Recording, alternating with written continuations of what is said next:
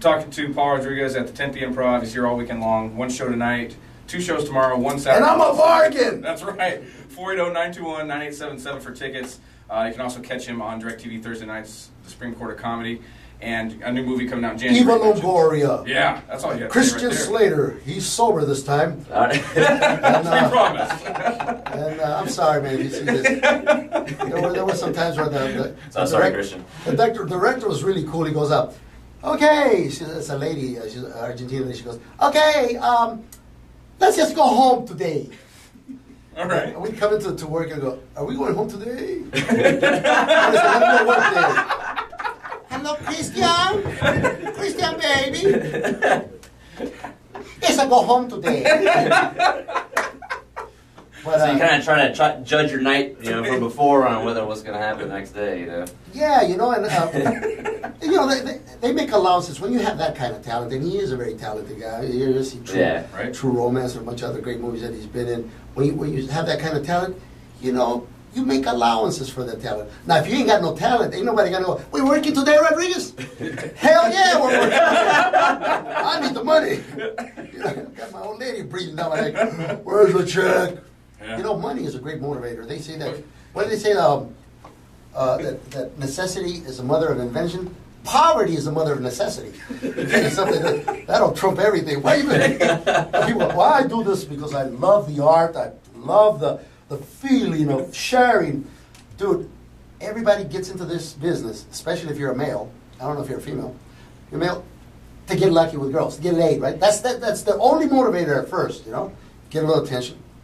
And then after that, you got bills, you got a family. Then after that, it's, really? My bank got rejected? The money motivates you. But if it's fun for you, I've said this before, and it might be after the show.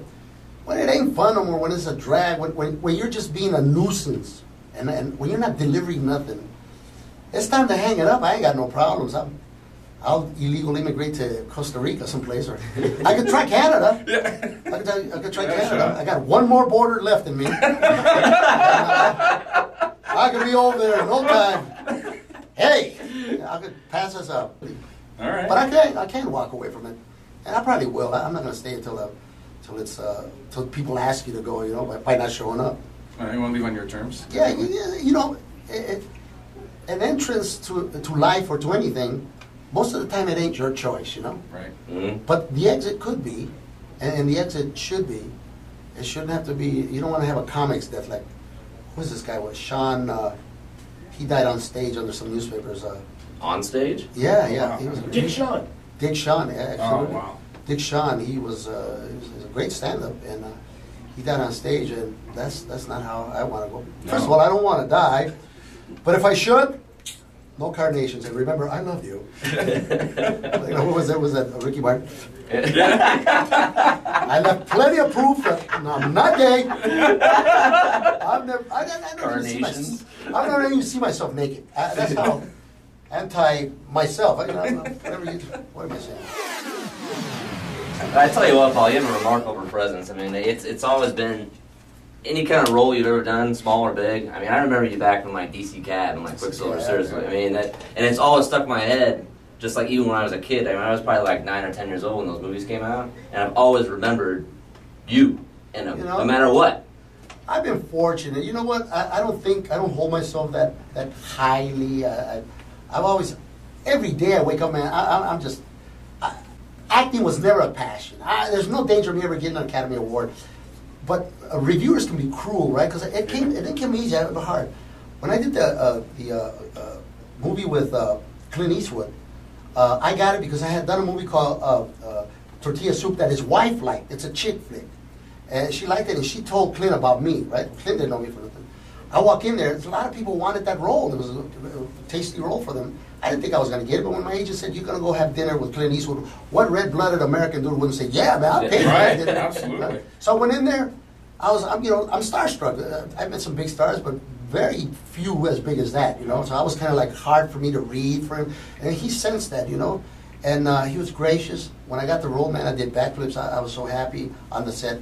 When the movie comes out, a reviewer in San Diego said, his acting was atrocious. It was terrible. He's just taking space for other competent actors. Where's Benicio del Toro? He started naming the people who are better than me. These are my friends. I know they're better than me, but they didn't get this job, right? Yeah. Right. Okay, so I wrote him back, not to be published, I said, put yourself in my place, right? Look, I know these guys are better, more competent, but Clint Eastwood, here you have an opportunity to hang out with him for 3 months, to get paid, and to be in a movie. Who would say no? What did he expect me to? What did he expect me to do? I can't work with you, Clint. These people are something better than me. You know, this guy's full. I even told him. I said, "You, sir, would you have the stupidity to reject Clint Eastwood? If he came to you tomorrow and said, I want you to play yourself. I want you to be a reporter who doesn't know what the hell he's talking about." I never claimed to be a great actor. Not even in the least, right?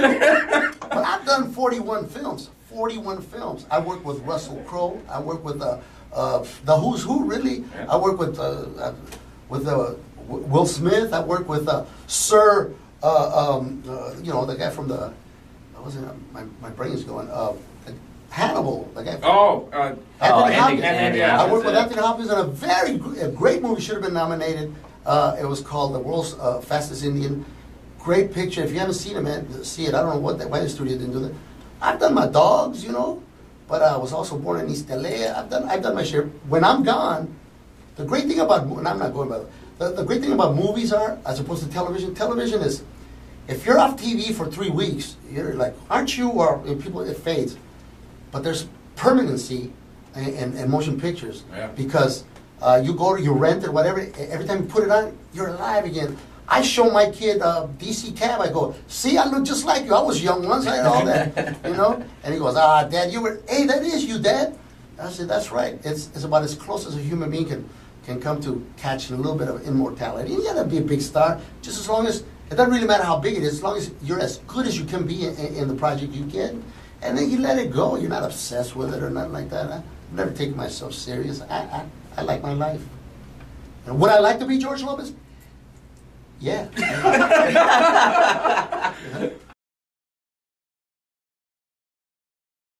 But I'm still me. You know, I was here when nobody knew what Chicano comedy is. They still don't know. But there's a lot of very good ones. Every Latino comedian working today, I made it a point to offer my friendship, to help him whatever I could. Put Carlos Mencia on his first HBO special. I never believed that I was the alpha or omega of anything. I always, you know, found out somebody was funny, but I always try to do what I can, you know? Mm-hmm. Not for any selfish reasons other than someday when it was obvious, nobody's going to stop their talent. When they hit, they should remember that I wasn't snobbish or not invited them to their show. Uh-oh. You know, I wasn't like that, because that's not how I roll. I didn't help you expecting something for you to give me back. You know, it'd be nice, but it's not expected. That's not the reasons why to do something. You know? Right. I didn't expect this to be a Well, you are one of the original Latin kings of comedy, so I mean that's pretty much says it all. It sums the whole thing up. But yeah, but you know, every night when you go on stage, you could have been this or have been that. You better be that now. Yeah. The difference between doing comedy on TV or movies and doing it on stages, you can't ask the audience, all right, forget that setup, let's start again, you know? Right. See, because on television, TV, people say, wow, he's really funny, I bet he's funny. This has happened to a lot of us. If you've ever worked at a comedy club or been there enough to know, there are people who just, you love on television, man. You go, man, I can't wait. And they may disappoint you live, you know? And vice versa. Mm-hmm. But a stand-up, a guy or girl that goes up there, you can tell when they're half-stepping, you know, when they feel like I'm too good to be here, and, you know, these people are lucky to see me. You don't have to say those words, but in your attitude and your preparation, it comes out like that. Me, I'm so nervous. I'm nervous now for tonight's show. That's how ridiculous it is. I'm gonna worry myself to the grave, you know, because I'm not gonna leave anything to chance. Whether I'm sick, and I am, no excuse. I'm gonna give you what I got, you know, as best as I can. If it don't meet your standards, then my bad, you know. But I couldn't do any more, any better than what I could. I could improve on something, but I'm not gonna sit in my room and try to remember what joke goes next, because there's no such thing as a cheap laugh. You know, if it's a laugh, it's a laugh. You know, you do a fart joke or you do whatever it is. If you're getting laughs, that's legit. That's the name of the game. Mm-hmm. There's no snobbiness about, oh, well, he does those kinds of jokes. Was the audience laughing or not? That's the business I'm in. I'm not in there to, you know, I'm not in there to give you a piece of my intelligence or tell you how to vote. I'm not here to teach you a thing. My shows are not about, I'm not trying to change your political view. I'm not trying to do none of that. I'm not preaching. I'm here to make you laugh. Well, that was funny though, just because we all know people that go up there to have a point of view. Or, you know, right. That borders on, dude. I'm not going to pay this money for you to. You know, I don't. You know, I go to political rally. You know, don't come and step on all my sacred cows. You know, don't need you to jam your opinion down our throats. Yeah, having the stage doesn't give you any other right other than you got the time to speak. You know, make it count. Mm-hmm. You know, there's always that person in the audience who's had a couple of drinks who go, "Oh, funnier than you." Don't never give up that microphone. Trust me, every possible mistake you can make on stage, I've done it twice. And dude, man, I went up drunk. I went up high. I don't do it anymore, but I have. And when you're high and drunk on stage, you think you're funny. So somebody showed me a videotape. And I went. Was the crowd just crickets or what? What was going on? Yeah, but in my mind, who's this guy? In my mind. It's like there's an episode of The Simpsons. I hate to use that as an example, where he is drunk and he makes a fool of himself, but in his mind he sees himself as very debonair, making sense to people like that. Right. You can't convince yourself. I mean, it warps time or something that you were drunk or out of your mind, and that you rock the house. And this is why a lot of comics continue to drink and more because you're funny. You're a spectacle, but there's a difference, you know? Yeah. Every once in a while, I have people from that particular audience stop me and go, "Hey, man, I went to see you one time." That's all they did. I go, "Look, I don't have my wallet." But how much it cost to get it? I'll mail you those $20, whatever it was that you paid for it.